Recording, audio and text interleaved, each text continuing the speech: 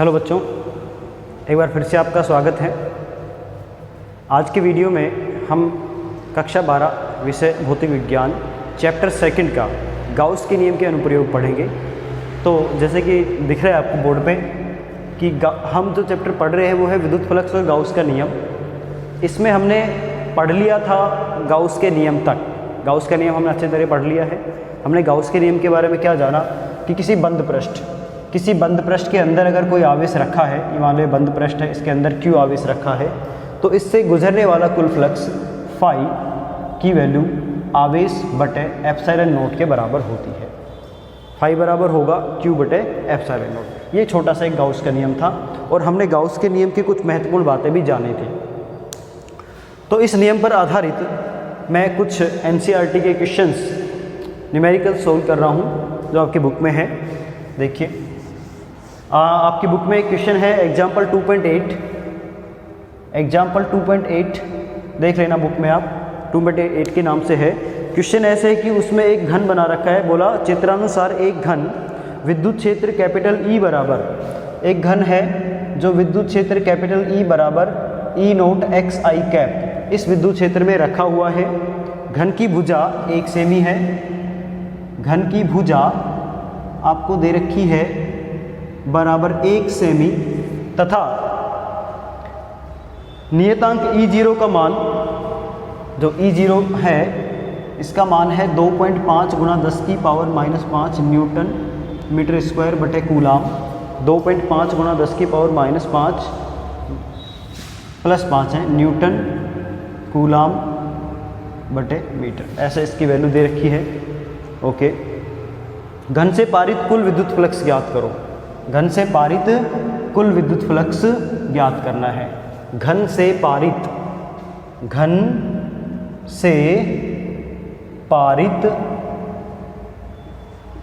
कुल विद्युत फ्लक्स व आवेश ज्ञात करना है। आवेश ज्ञात करो, ऐसे क्वेश्चन है आपके पास। चलिए देखते हैं, इस क्वेश्चन को सोल्व करते हैं। एक घन है, घन बना लीजिए आप। इस तरह से क्वेश्चन में घन बनाया हुआ है। घन की प्रत्येक भुजा, चारों भुजा बराबर होती हैं। इस तरह से ये घन है।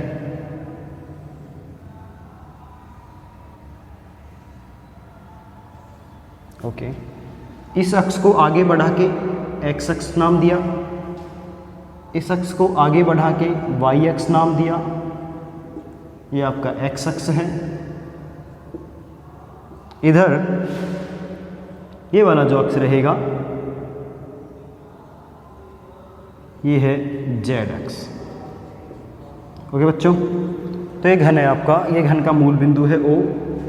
इन बिंदुओं का आप नाम दे दीजिए A, B, C।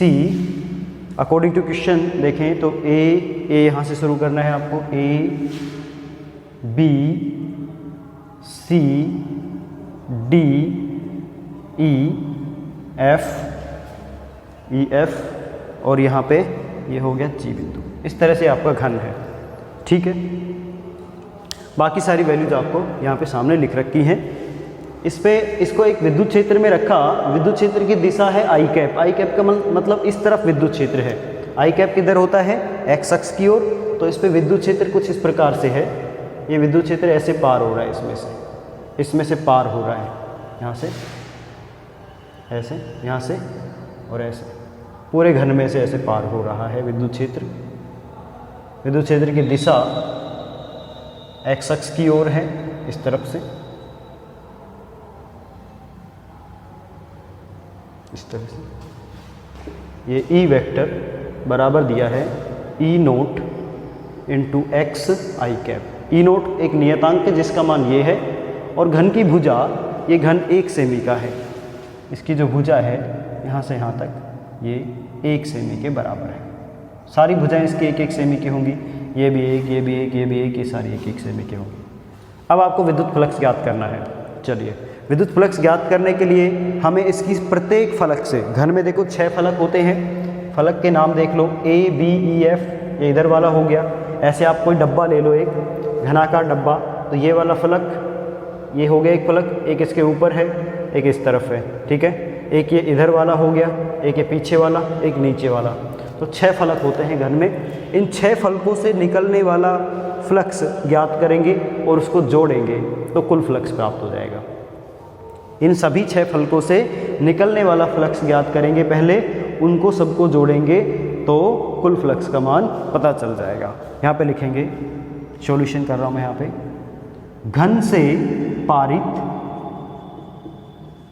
कुल फ्लक्स, कुल फ्लक्स क्या होता है? फ्लक्स का फॉर्मूला, फ्लक्स का फॉर्मूला क्या पढ़ा है आपने?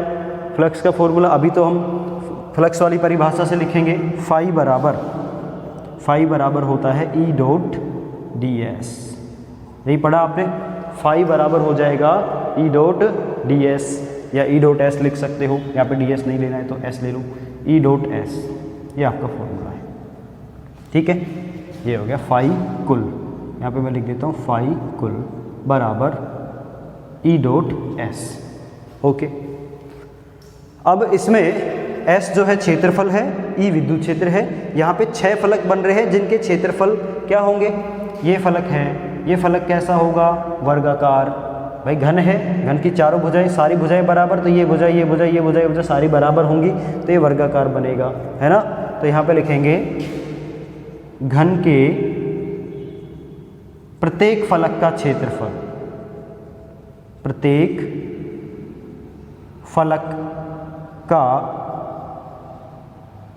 क्षेत्रफल S बराबर होगा a स्क्वायर। क्या आएगा? a square. सेमी में रहने दो अभी इसको। S बराबर कितना आएगा? a स्क्वायर आएगा। बाद में इसको सोल्व कर लेंगे। ये स्क्वायर हो गया, ठीक है। a स्क्वायर सेंटीमीटर स्क्वायर, ये इसका क्षेत्रफल है। देखो इसकी ये भुजा a, ये भुजा a, लंबाई चौड़ाई a के बराबर, क्षेत्रफल a स्क्वायर के बराबर। कुल फ्लक्स निकलेगा इस फॉर्मूले से, ठीक है। कुल फ्लक्स निकलेगा इस फॉर्मूले से, इसमें आ जाएगा सभी फलक। क्या हो जाएगा? सभी फलक। ये सभी फलकों का फ्लक्स ज्ञात करना है। अब फलकों का फ्लक्स ज्ञात करते हैं बारी बारी से, ठीक है भाई। फलकों का फ्लक्स बारी बारी से ज्ञात करते हैं। देखिए यहाँ पे लिख रहा हूँ मैं, फाई कुल फ्लक्स, फाई कुल बराबर, ये दिख रहा है इधर, ठीक, तो ऊपर से लिख लो। फाई कुल बराबर इस फलक का फ्लक्स, इस फलक को नाम देंगे ए बी ई एफ। देख लो आप, ए बी ई एफ, ठीक है। ये हो जाएगा ई डॉट एस ब्रैकेट, ई डॉट एस ब्रैकेट के बाहर आप क्या लिखेंगे? फलक का नाम लिख देना। फलक का नाम है ए बी ई एफ, ये फलक हो गया। प्लस अब जोड़ेंगे, प्लस करते जाइए, प्लस होगा इसमें, इसके सामने वाला फलक ले लो, ये वाला ई डॉट एस। इसके सामने वाला फलक देखिए, ये कौन सा है? O C D G, O C D G, okay. Plus इधर ऊपर वाला फलक लीजिए अब, ई डॉट एस, कौन से फलक का फ्लक्स निकालेंगे? B C D E, B C D E plus E dot S.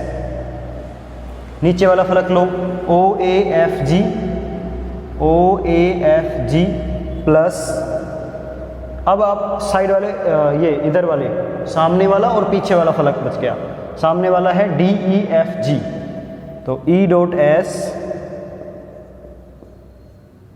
D E F G, और एक पीछे वाला, जस्ट पीछे वाला, सामने के पीछे वाला फलक, क्या नाम है उसका? उसका नाम है A B C O, A B C O, A B C O, okay. ये सारे फलक हो गए हैं। अब इनको हम लिखते हैं।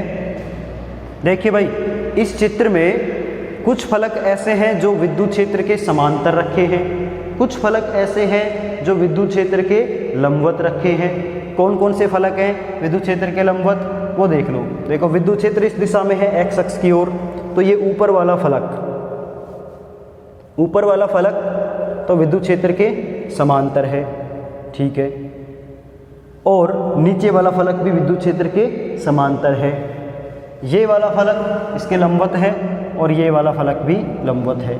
ठीक है, ये वाला फलक देखें, इधर वाला ये विद्युत क्षेत्र इधर, फलक इधर, तो इसके समांतर, यानी कि 4 फलक विद्युत क्षेत्र के समांतर हैं।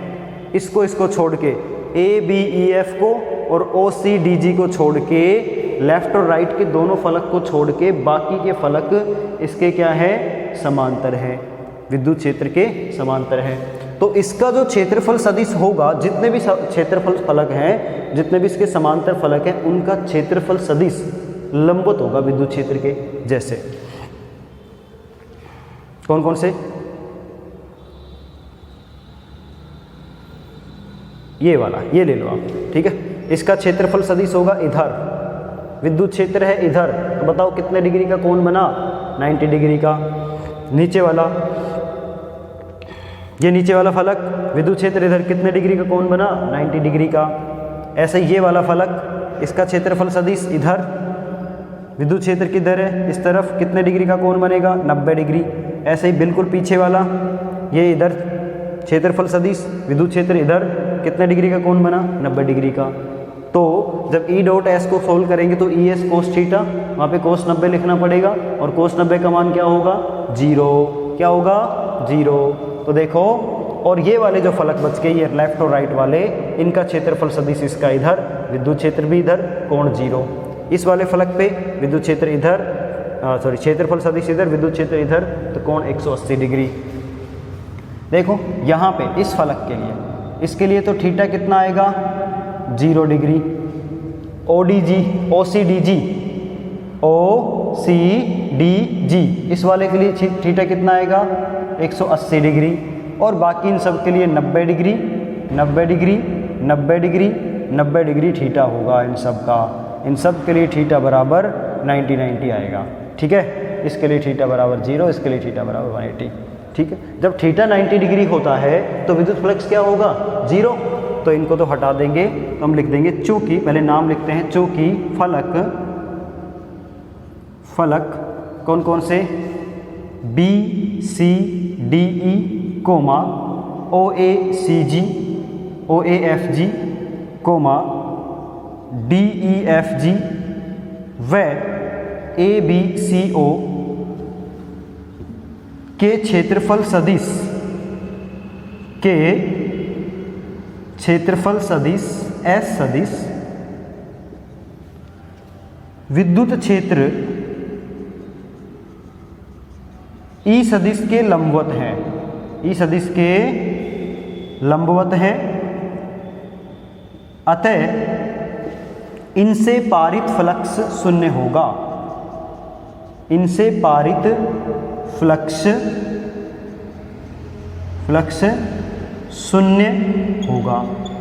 ठीक है भाई, इनसे पारित फ्लक्स कैसा होगा, शून्य होगा। चलो इतना लिख लीजिए। अब इसको मिटाता हूँ मैं यहाँ पे। ठीक है, इसको मिटा दो इधर थोड़ा सा, इसको हटा दो। ये आपका एक्स अक्ष है, ये विद्युत क्षेत्र है इस तरफ। ओके, तो अब क्या बचा, फाई कुल बराबर ES। ठीक है भाई, E डॉट S कोस 0, इसको कोस 0 की वैल्यू 1, तो ES, ये कौन सा फलक बच गया, ABEF प्लस इसका भी हो जाएगा ES कोस 180, तो ये हो जाएगा माइनस कोस 180 का मान -1, तो इधर बचेगा ES, फलक है ये OCDG। बस देखो भाई मैंने क्या किया है, इनके बीच का कोण 0 डिग्री है, तो इसको लिखा जाएगा ES कोस 0, कोस 0 की वैल्यू 1, तो ES बचेगा। इसके बीच का कोण है 180 डिग्री, क्यों है, देखो ये OCDG फलक इधर है, विद्युत क्षेत्र इधर है, ये फलक इधर, विद्युत क्षेत्र इधर, तो एक दूसरे के अपोजिट, इसलिए 180 डिग्री का कोण। और 180 पे कोस की वैल्यू होती है -1, तो ये हो जाएगा ES कोस 180 यानी कि -ES OCDG। ठीक है, अभी इस तरह से देखें तो 0 आ रहा है, लेकिन अभी 0 नहीं होगा, अभी वैल्यूज रखेंगे। चूंकि E बराबर, E कितना है भाई, E देखो E का मान आपको दिया गया है E0 XI कैप, क्या दिया गया है ई नोट एक्स आई कैप। तो इसका मान आ गया ई नोट एक्स आई कैप, ठीक है, ओके। और एस बराबर कितना आया, ए स्क्वायर ज्ञात किया तुमने। चलो तो फाई कुल, इसलिए फाई कुल बराबर हो जाएगा ई नोट एक्स आई कैप। अभी डॉट में ही रहने दो, चलो इसको डॉट में रहने देता हूँ मैं, इसको प्लस कर दो इधर, ठीक है। तो ई naught x I cap dot S की वैल्यू क्या हो जाएगी, ए स्क्वायर। अब देखो फलक ए बी ई एफ का क्षेत्रफल सदिश किधर है, ए बी ई एफ का क्षेत्रफल सदिश इस तरफ होगा। ये फलक ऐसे, इसका क्षेत्रफल सदिश इस तरफ, कौन सी दिशा में, एक्स की दिशा में, तो इसको लिख देंगे आई कैप की दिशा में। ये क्षेत्रफल की दिशा हो जाएगी ये, ठीक है भाई, ऐसे आ जाएगा ये A B E F, okay. Plus इस पे ई की वैल्यू आएगी वही E naught x I cap dot, इसका क्षेत्रफल सदिश होगा इधर, तो A square minus I cap लिखेंगे इसको, क्या लिखेंगे, minus I cap, okay, O C D G. ये हो गया भाई, ये ई का मान रख दिया, इसका क्षेत्रफल होगा एक्स दिशा में क्षेत्रफल सदिश, तो एक्स की दिशा के लिए आई कैप लिखा, और इसका क्षेत्रफल होगा माइनस एक्स में, तो माइनस एक्स के लिए यहाँ पे आई कैप माइनस में लिख दिया है, ठीक है भाई। फाई कुल बराबर, अच्छा जी, चलो इतना रख लेते हैं इसको। चूँकि ए बी ई एफ के लिए, फलक ए बी ई एफ के लिए x बराबर, फलक ए बी ई एफ की ओ बिंदु से कितनी दूर है, ये यहाँ पे कितनी दूर है, ये देखो, ये इसका सेंटर है, ये यहाँ पे रखा है, तो ये वाली भुजा कितनी हो गई इसकी, ओ बी ई एफ की, ये दूरी यहाँ से यहाँ तक ए हो गई ना, तो इसकी जो दूरी आएगी फलक की ओ से, वो कितनी आएगी, भुजा के बराबर, ए के बराबर। ए सेंटर इस पे है, तो यहाँ से यहाँ तक की दूरी ए, तो x का मान कितना हो जाएगा, ए। वह फलक ओ सी डी जी के लिए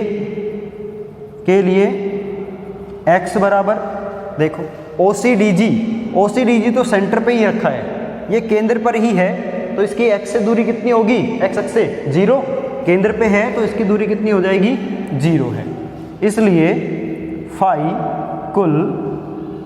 कुल बराबर, ये x का मान यहाँ पे रखा, ये 0 आएगा, ठीक है। इसके लिए x कितना है, 0, तो ये बचेगा अब आपके पास E naught x I cap dot A square I cap. अब आप जानते हो I cap dot I cap कितना होता है, 1, I cap dot I cap कितना होता है, 1, तो ये बचेगा E naught x into A square, ठीक है भाई। आई कैप कितना हो गया, 1, तो कुल फ्लक्स की वैल्यू आएगी ई नोट एक्स ए स्क्वायर के मान रख देते हैं, तो फाई कुल बराबर ई नोट की वैल्यू रखो, ई नोट की वैल्यू है 2.5 गुना 10 की पावर 5, ओके।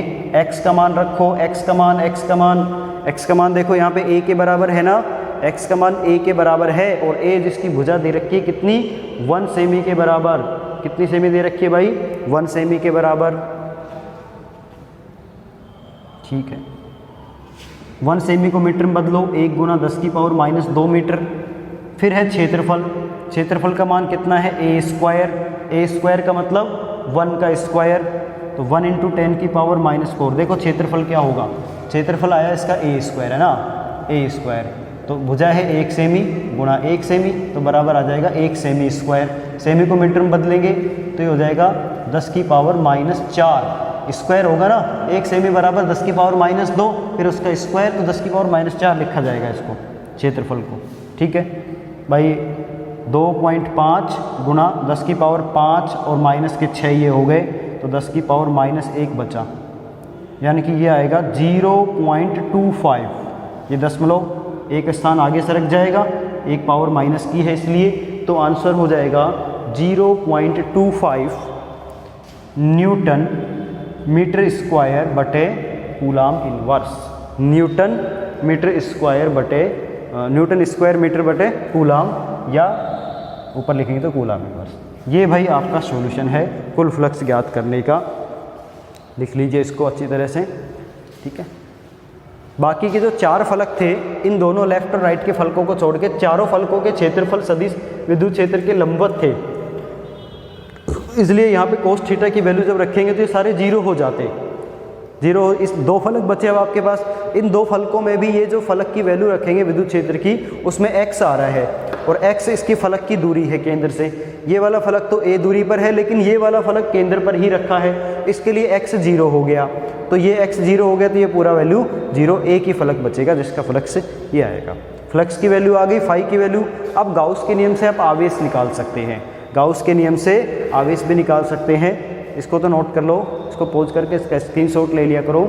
देखो यहाँ पे हमें क्या करना है, फाई निकालना है, फाई चूँकि हमें पता है फाई बराबर होता है सिग्मा क्यू बटे एप्सिलॉन नॉट गाउस नियम से, ठीक है। तो यहाँ पे आएगा सिग्मा क्यू बराबर फाई गुना एप्सिलॉन नॉट। सिग्मा क्यू बराबर फाई की वैल्यू कितनी है 0.25 इंटू एप्सिलॉन नॉट की वैल्यू 8.85 10 की पावर -12। तो सिग्मा क्यू बराबर, मल्टीप्लाई कर लो इसको, मल्टीप्लाई करने के बाद जो वैल्यू आएगी वही आवेश होगा और कूलाम में आ जाएगा।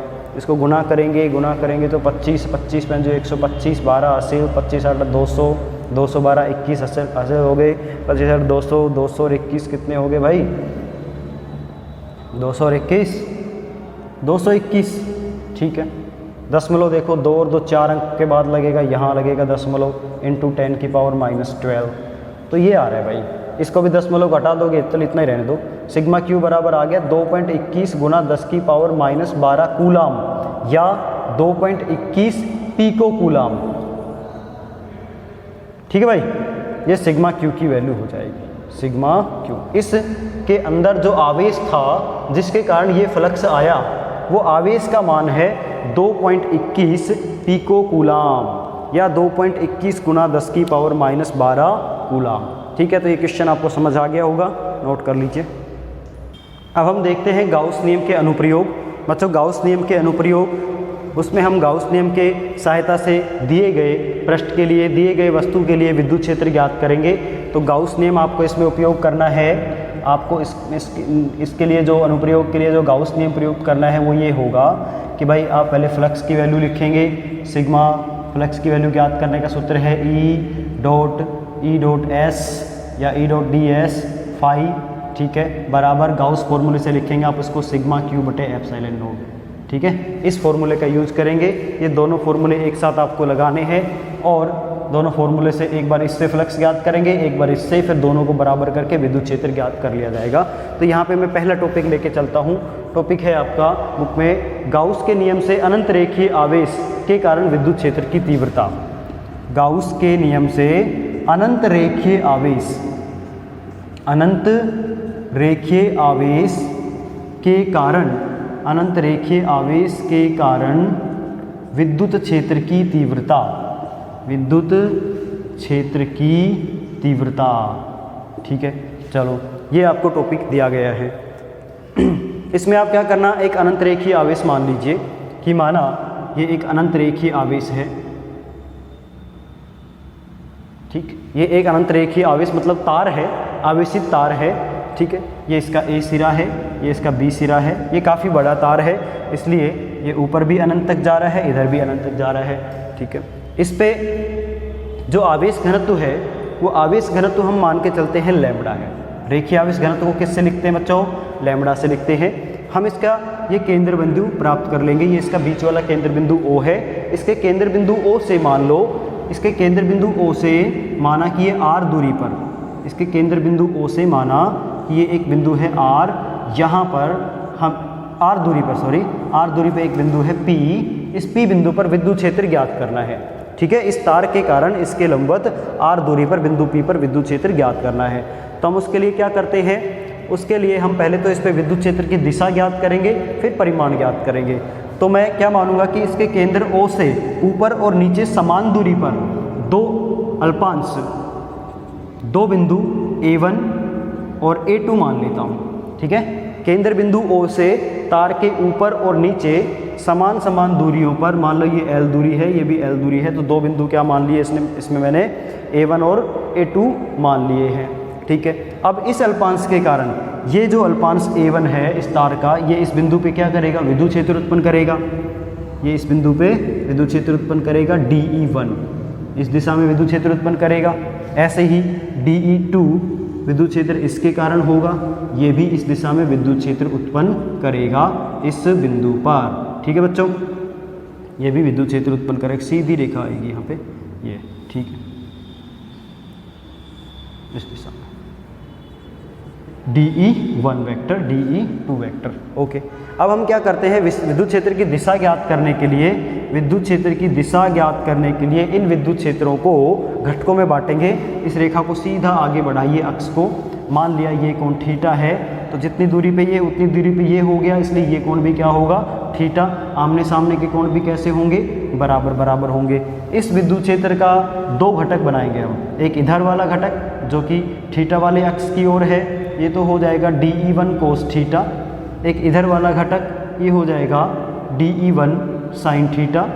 ऐसे ही इसके दो घटक होंगे, एक इधर होगा DE1 DE2 कोस थीटा, ये देखो थीटा इधर बन रहा है इसका, DE2 कोस थीटा।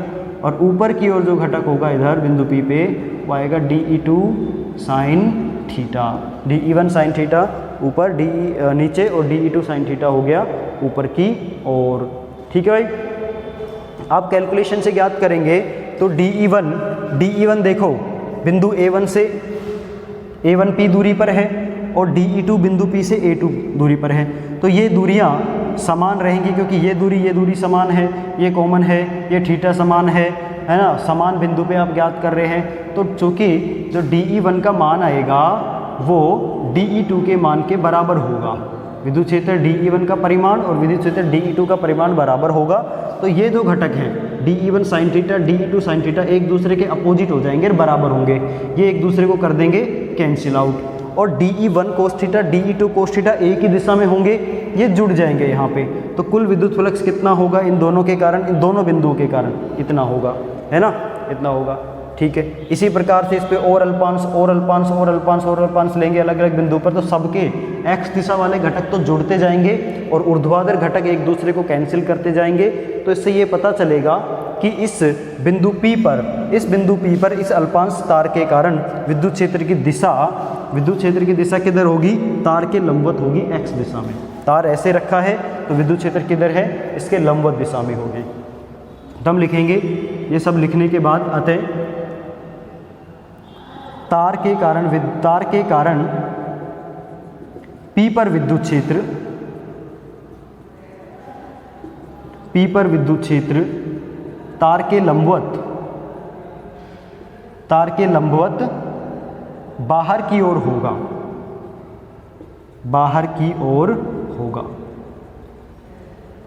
ठीक है, अगर आप बिंदु P इधर लेते ना, तो बिंदु P इधर लेते तो भी लंबवत बाहर की ओर ही विद्युत क्षेत्र होता। यहाँ बिंदु P इधर लिया है तो इधर होगा विद्युत क्षेत्र, जहाँ बिंदु मानेंगे तो विद्युत क्षेत्र इधर होगा। तो आपको पता चल गया कि भाई परिणामी विद्युत क्षेत्र का मान आएगा DE कोस थीटा, और इनके जो घटक आएंगे सभी अल्पांशों के, उनके योग के कारण, था DE1 cos theta, DE2 cos theta, DE3 cos theta, DE5 cos theta, इस तरह से सबको जोड़ते चलेंगे तो कुल विद्युत फ्लक्स का मान आपको प्राप्त हो जाएगा। ठीक है, ऐसे कर सकते हो आप।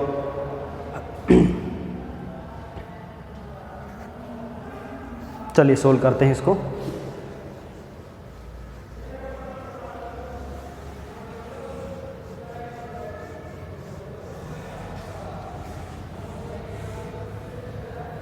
गाउस नियम से करना है तो अब हमें तार के चारों ओर एक गाउसीय पृष्ठ बनाना है, और गाउसीय पृष्ठ बनाकर फिर हम इसको सोल्व करेंगे। ये तार हो गया,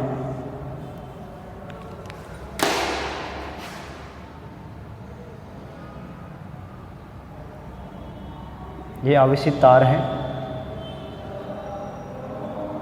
मान लो पॉजिटिवली आवेशित है। इसका ये इधर बिंदु आपने लिया था A1, इधर बिंदु लिया था A2, ठीक है, A1 और A2 बिंदु हो गए। ठीक है, इन बिंदु, और ये इसका केंद्र है। इनको जो तार की जो दूरी ली थी आपने R दूरी को त्रिज्या मान के इसके चारों ओर एक गाउसियन पृष्ठ की रचना करते हैं।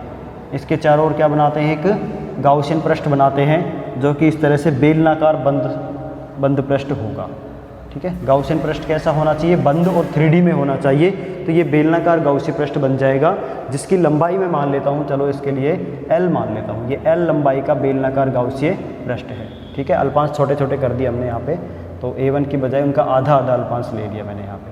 ठीक है भाई, ओके। अब क्या करना है, इसके देखो इस बेलनाकार गाउसी पृष्ठ के 3 सतह हैं। ये वाली सतह S1 मान लेता हूँ, ये वृत्ताकार होगा। बेलन में देखो बेलनाकार, ये बेलनाकार ही है।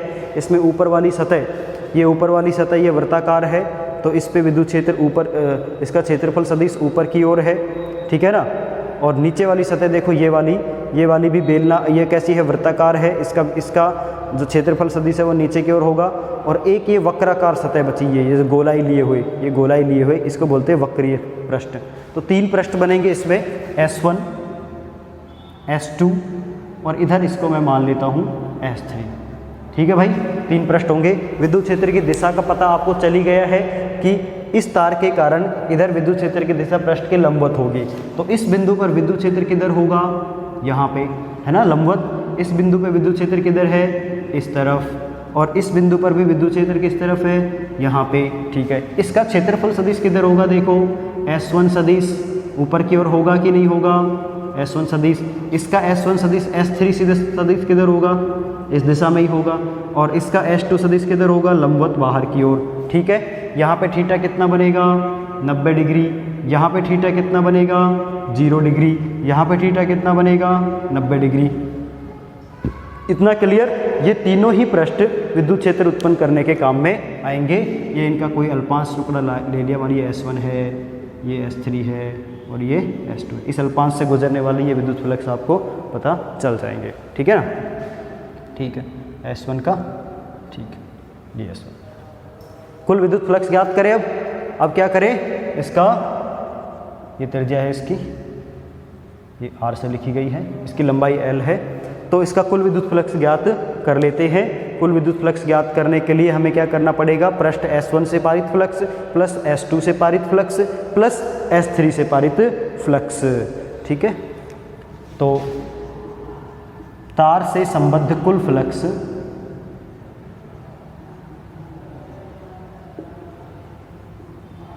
फाई बराबर हो जाएगा E dot S1 E dot ds, इसको ऐसे लिखूंगा मैं, ds S1 पृष्ठ के लिए। ठीक है, ये इसका अल्पांश है यहाँ पे, इसका ये S1 पृष्ठ पूरा और इसका अल्पांश है ds, तो इसका क्षेत्रफल सदिश से ds2 मानूंगा। इसको ds3 मान लो, इसको ds2 मान लो। ठीक है, S1 plus E dot ds S2 पृष्ठ के लिए plus E dot ds S3 पृष्ठ के लिए। तीनों पृष्ठों के फ्लक्स का योग कर दिया। ठीक है, फाई बराबर यहाँ पे देखो क्या आएगा, ES या EDS कोस थीटा, इसको भी लिखेंगे EDS कोस थीटा, ये S1 के लिए, ये S2 के लिए, plus EDS cos theta S3 के लिए। S1 के लिए थीटा कितना है भाई, देखो S1 के लिए थीटा 90 और S2 के लिए भी 90। तो फाई बराबर हो जाएगा 0, कोस 90 का मान 0 प्लस 0 और ये बचेगा आपका EDS कोस 0 की वैल्यू 1, यहाँ पे लिख दूंगा मैं पृष्ठ S3। ठीक है भाई, ओके, ये आ गया EDS। ये D फाई आएगा, ये क्या आएगा, ये D फाई आएगा। केवल अल्पांश से पारित फ्लक्स, केवल इस अल्पांश S3 से गुजरने वाला फ्लक्स है। ठीक है, अब मैं लिखूंगा फाई, तो फाई बराबर होगा समाकलन D फाई। ठीक है, समाकलन D फाई बंद पृष्ठ S3 का समाकलन कर देंगे, यानी कि हो जाएगा समाकलन EDS किसका, S3 का समाकलन कर देंगे। विद्युत क्षेत्र तो कांस्टेंट है, विद्युत क्षेत्र तो कांस्टेंट, उसको बाहर कर लो। समाकलन किसका होगा, DS का होगा S3 के लिए। ठीक है, समाकलन हो जाएगा ds का S3 के लिए। अब देखो S3 का इसका ds का समाकलन करेंगे तो ये सारे अल्पांश जुड़ के ये सारे इसके जुड़ के और वक्रीय पृष्ठ का क्षेत्रफल बनाएंगे। ये सारे क्या बनाएंगे, वक्रीय पृष्ठ का क्षेत्रफल। तो चूंकि समाकलन ds S3 वक्रीय पृष्ठ का क्षेत्रफल क्या होता है बच्चों, बेलन के वक्रीय पृष्ठ का क्षेत्रफल। 2 पाई आर एल होता है। जब बेलन की त्रिज्या r हो और लंबाई l हो तो क्षेत्रफल होता है 2 पाई आर एल। ठीक है, तो इस तरह से फाई बराबर आएगा E इंटू समाकलन ds की वैल्यू कितनी आ गई 2 पाई आर एल, 2 पाई आर एल। ये आपका समीकरण नंबर 1 आ गया। ठीक है, अब लिखेंगे हम गाउस नियम से फाई बराबर क्या होता है सिग्मा क्यू बटे एप्सिलॉन नोट। ठीक है, इसका जो रेखीय आवेश घनत्व था वो कितना था लैम्बडा था, तो लैम्बडा बराबर क्या आएगा क्यू बटे एल या सिग्मा क्यू बटे एल। तो यहाँ से सिग्मा क्यू की वैल्यू कितनी हो जाएगी लैम्बडा इंटू एल, तो सिग्मा क्यू की वैल्यू लिख दो lambda into L by epsilon note. ये समीकरण नंबर 2 हो गई। दोनों समीकरणों की तुलना करेंगे, समीकरण 1 व समीकरण 2 से। ये भी फ्लक्स का मान है, ये भी फ्लक्स का मान है, कंपेयर कर लीजिए। E गुणा 2 पाई आर एल बराबर लैम्बडा एल बटे एप्सिलॉन 0, एल से एल कट गया। आपको E ज्ञात करना है तो E बराबर 2 पाई आर का भाग कर दो लैम्बडा बटे 2 पाई एप्सिलॉन नोट आर। ठीक है बच्चों, विद्युत क्षेत्र का मान कितना आया E बराबर आ रहा है लैम्बडा बटे 2 पाई एप्सिलॉन नोट आर के बराबर। तो ये है इस तार के कारण इससे r दूरी पर स्थित बिंदु P पर विद्युत क्षेत्र का परिकलन। ठीक है, ओके, इसको सदिश रूप में लिखिए। सदिश रूप में इसको लिखते हैं तो विद्युत क्षेत्र की वैल्यू हो जाएगी E वेक्टर बराबर लैम्बडा बटे 2 pi epsilon note R dot are cap. ठीक है भाई, ये इसको सदिश रूप में लिख देंगे। आर कैप किधर होगा, आर कैप होगा तार के लंबवत। आर कैप मतलब विद्युत क्षेत्र की दिशा, विद्युत क्षेत्र की दिशा किधर है तार के लंबवत होती है। ठीक है ना, तो विद्युत क्षेत्र की दिशा हो गई तार के लंबवत। अब इससे आपको ये समीकरण बना आपका इंपॉर्टेंट समीकरण नंबर 3, इसको 4 लिख सकते हो। समीकरण 3 से या 4 से ये पता चलता है, ये मिटा दे सारा, इधर देख लो। चलो, समीकरण 3 से यह पता चला कि जो विद्युत क्षेत्र होगा वो विद्युत क्षेत्र का मान लैम्बडा यानी कि रेखीय आवेश घनत्व के समानुपाती और दूरी r के व्युत्क्रमानुपाती होगा। अर्थात विद्युत क्षेत्र का मान ये रेखीय आवेश घनत्व के समानुपाती, अर्थात रेखीय आवेश घनत्व ज़्यादा तो विद्युत क्षेत्र भी ज़्यादा होगा, और जैसे जैसे दूरी बढ़ती जाएगी वैसे वैसे विद्युत क्षेत्र घटता जाएगा। ये समीकरण बताता है। मैं यहाँ पे ग्राफ खींचता हूँ E व R के मध्य ग्राफ, E व R के मध्य ग्राफ। तो बच्चों E व R के मध्य ग्राफ देखो, ये विद्युत क्षेत्र ले लो, यहाँ पे R लेंगे, यहाँ पे E लेंगे। आपको दिख रहा है E प्रोपोर्शनल टू R है, इसको कांस्टेंट मान लो सारे को, तो E प्रोपोर्शनल टू 1/R यानी कि ये आ रहा है E समानुपाती 1/R, R के रिवर्स में। जैसे जैसे E बढ़ेगा, R बढ़ेगा, वैसे वैसे विद्युत क्षेत्र कम होता जाएगा। E प्रोपोर्शनल टू 1/R, इसका ये ग्राफ है। ठीक है, E proportional to 1/R, R बढ़ने पर विद्युत क्षेत्र का मान घटेगा। ठीक है, और E और लैम्बडा के बीच में ग्राफ खींचे तो ये E है और ये लैम्बडा है, तो E और लैम्बडा के बीच में ग्राफ खींचे तो ये देखो E लैम्बडा के समानुपाती है, तो समानुपाती रूप में लैम्बडा बढ़ेगा तो विद्युत क्षेत्र भी बढ़ेगा, तो E समानुपाती लैम्बडा। ये ग्राफ इसके लिए आ जाता है। ठीक है बच्चों, तो ये हो गया आपका गाउस के नियम के अनुप्रयोग पर आधारित पहला टॉपिक, एक रेखीय आवेश, अनंत लंबाई के रेखीय आवेश या आवेशित तार के कारण विद्युत क्षेत्र ज्ञात करने का तरीका। ठीक है, इसको अच्छे से समझ लेना। बाकी की जो एप्लीकेशंस है वो अगली वीडियो में आएंगे, तब तक पढ़ते रहिए, अच्छे से पढ़ते रहिए। Thank you.